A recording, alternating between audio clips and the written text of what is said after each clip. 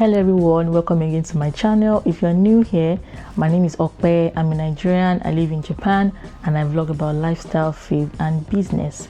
So today I'll be talking about the realities of living abroad. Of course, it's good to live abroad, so I'll be talking about the good sides and the not so good side. So if you have a plan of relocating to another country, or you just want to have an idea of what it feels like to live abroad, please keep watching this video. The first thing is the weather. You want to prepare for the weather.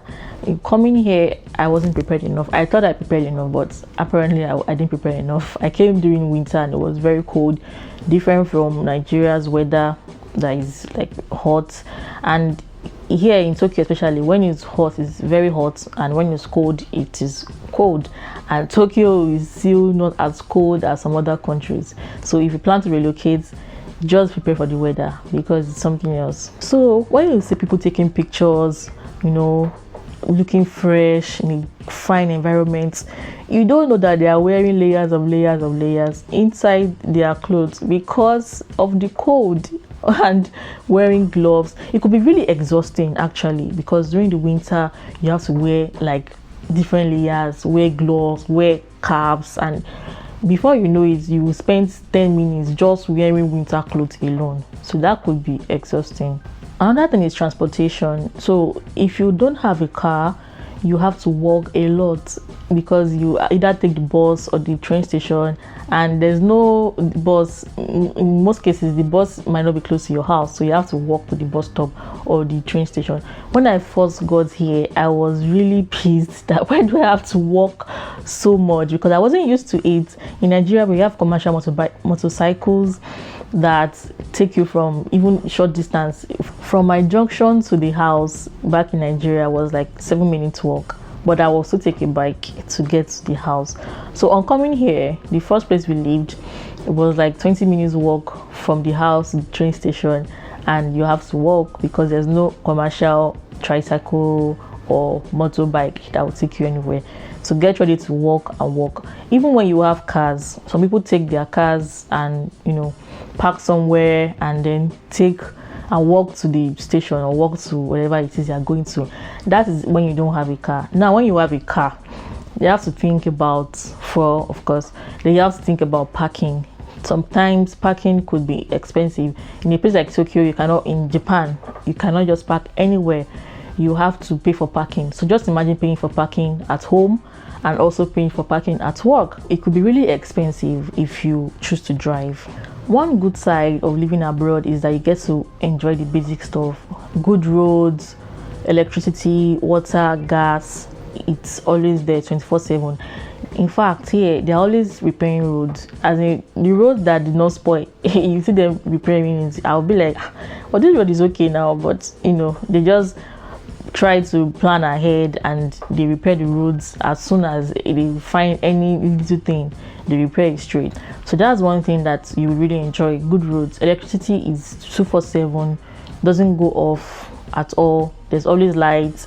But you know, the other side to it is bills. Bills. You have to pay for bills. In fact, if you want to compare the rent, the amount of rent that you pay for 1 month abroad could be the exact same amount that you pay for 1 year in a very nice place in Lagos like VI or Lekki or in Abuja. So just imagine if I pack all that money and go to start business in Nigeria, it's not something. But yeah, you pay a lot of bills, you pay taxes, you pay tax. In Nigeria, it's not that common, you know, to pay tax. Probably in big companies that take it serious, but there are some other companies that don't even pay tax, and some of them get away with it.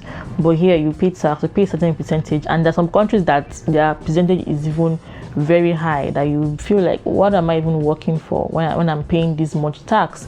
So you pay tax, you have bills to pay that you must pay, or else you cannot stay here, you cannot do anything, you cannot enjoy light water or any other thing. Also, the distance. For example, in Japan is like 20. When I came here, I spent like 22 hours to get to my destination. So Japan is not somewhere that I can just vex and pack my bag and say I'm going back to Nigeria. Unlike the UK, that is about 6 hours. You cannot just vex and say you're going back. So the distance is actually much for me. Then culture shock. The food. Hey, when I got here, the food was like, the food is totally different, and before you can get something that you're used to, like maybe Nigerian food, it could take a while to get that. And I found an African store in Tokyo, luckily for me, but it's a bit far from my place, so I have to plan the trip ahead, and that is Tokyo. People that live in other places might not be able to get access to African food. One of the things that I know, because it's an Asian country, they have Bangladesh stores that actually sell some African food here. Like they used to have, I think, gari, semo. Yeah, they used to have beans, like our own type of beans. So if you don't have that kind of store around you, it might be very difficult to get the food that you used to, and you might be forced to eat other things or start, improvising, which is what I do sometimes. Another thing about the culture is language. If you're moving to a place where you don't speak English, you may have to learn the language, or else you cannot communicate, you cannot do normal stuff because nobody understands you and you don't understand them. And also it could be very lonely because you don't understand your neighbors, you cannot communicate with your neighbors. But apart from that, when you are living abroad, most of the time you are on your own. You don't really have friends because everybody minds their business. You can be in a place for years and you won't even know your neighbor. I don't know all my neighbors, and once we see, we just say hello to each other and everybody goes back to their houses. So the loneliness is real when you don't have friends and you don't have much people to talk to. Then there's nothing like dancing or Uambe here.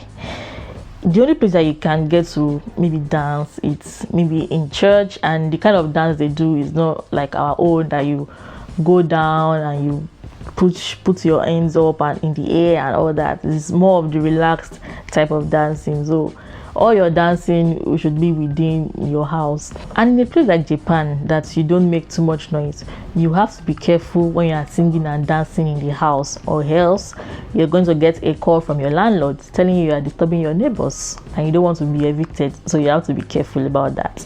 Yeah, so you might not be free to do so many things that you used to do back home. You cannot play loud music in Japan. You cannot dance, you cannot groove. When I used to live alone, I used to groove and put on my speakers, and after a long day, after a long stressful day, I just want to listen to music and dance and sing and go to bed. But you cannot do that here. You have to be very careful. So those are some of the realities of living abroad. Of course, there are some others, but let me just stop here for now.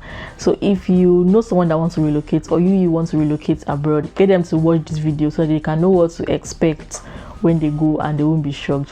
Thank you for watching. Please share to your family and friends. Don't forget to subscribe, like and comment, and see you in the next video. Bye.